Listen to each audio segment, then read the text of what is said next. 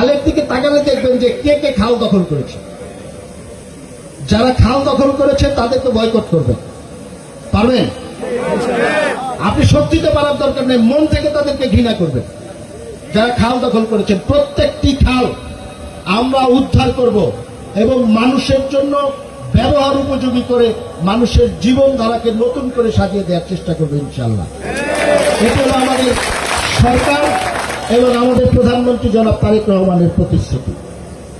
আর শেষ কথাটি বলে শেষ করব, এই যে সরকারি কাজ হয়, বাংলাদেশে একটা কথা প্রচলিত আছে, খাল খনন করে না, খাল সেচ করে। আছে এই খাল যেন খনন হয়, সেচ যেন না করে।